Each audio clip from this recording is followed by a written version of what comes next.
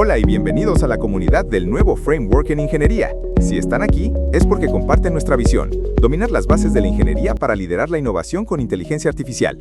En la sesión anterior, desvelamos el funcionamiento interno de un regulador de voltaje. Hoy vamos a tomar el control. Vamos a aprender cómo configurar estos dispositivos, cómo hablar su lenguaje y cómo aprovechar el increíble arsenal de funcionalidades que los VRMs modernos nos ofrecen. En primer lugar, vamos a lo más fundamental, cómo decirle a un VRM qué voltaje de salida queremos. El método más clásico y universal es mediante un divisor de tensión resistivo. Dentro de cada VRM hay un voltaje de referencia interno increíblemente preciso, digamos 0.8 voltios. El bucle de control del VRM tiene una única misión en la vida, ajustar el ciclo de trabajo PWM para que el voltaje en su pin de realimentación, feedback, sea exactamente igual a ese voltaje de referencia. Nosotros, como diseñadores, colocamos dos resistencias en la salida, la primera conectada a la salida del VRM y la segunda conectada a tierra. El punto intermedio entre ambas se conecta al pin de feedback. El truco es que este divisor de tensión reduce el voltaje de salida a la misma magnitud que el voltaje de referencia. La fórmula es simple y elegante. El voltaje de salida es el voltaje de referencia dividido por la relación entre la resistencia inferior y la suma de ambas. Ajustando los valores de estas dos resistencias, podemos conseguir cualquier voltaje de salida que deseemos. En algunos VRMs más modernos, este proceso se simplifica seleccionando una única resistencia de una tabla, y en los Smart VRMs, la configuración es puramente digital. Programamos el voltaje deseado en su memoria interna a través de un bus de comunicación como PM-Bus. Pero hay otros muchos ajustes que podemos controlar, ya sea con más resistencias de strapping o mediante programación. El tiempo de arranca suave, soft start, el límite de corriente, la frecuencia de conmutación, el modo del bucle de control e incluso la configuración de sistemas multifásicos. Ahora adentrémonos en el fascinante mundo de las características que un VRM moderno nos puede ofrecer. No usaremos todas en cada diseño, pero conocerlas es tener un arsenal de soluciones a nuestra disposición. Pensemos en ellas como las herramientas de un artesano experto. Cada una tiene un propósito específico. La primera y más básica es la pareja de pines Enable y Power Good. Son nuestra interfaz digital con el VRM. El pin de Enable es el interruptor de encendido.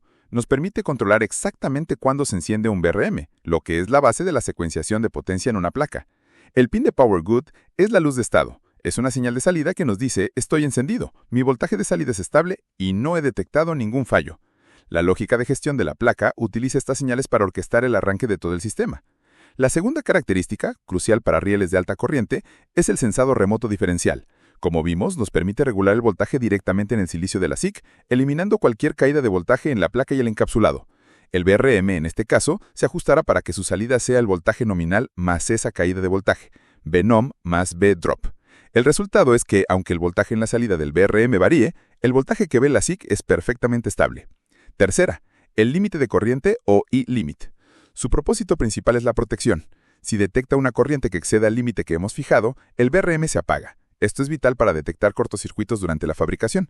Sin embargo, en una placa digital compleja, el ruido eléctrico de otros VRMs y de las cargas puede inducir falsas lecturas en el circuito de sensado de corriente.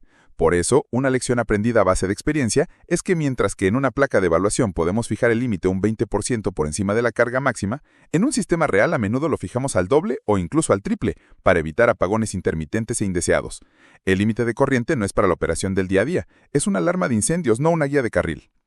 El soft start o arranque suave, como su nombre lo indica, permite que el voltaje de salida del VRM aumente de forma lineal y controlada, en lugar de instantáneamente. Esto evita las enormes corrientes de irrupción que podrían estresar los capacitores y otros circuitos de la placa. Es la diferencia entre abrir un grifo suavemente y abrir de golpe una boca de incendio. El tracking o seguimiento es una característica fascinante. Permite que un VRM siga el voltaje de otro durante el arranque. Por ejemplo, podemos hacer que un riel de 1.8 voltios siga el de 3.3 voltios hasta que ambos alcancen 1.8 voltios y a partir de ahí el primero se estabiliza mientras el segundo continúa subiendo. Esto es útil en sistemas con requisitos de secuenciación muy específicos. PM-Bus es el bus de comunicación que convierte a un VRM en un Smart VRM. Nos permite programarlo, obtener telemetría en tiempo real, voltaje, corriente, temperatura y leer registros de fallos para saber por qué se ha apagado. El voltaje margining o marginado de voltaje es una poderosa herramienta de validación. Nos permite a través de PM-Bus instruir al VRM para que aumente o disminuya intencionalmente su voltaje de salida en un pequeño porcentaje. El propósito no es probar el VRM, sino estresar deliberadamente la SiC que lo alimenta.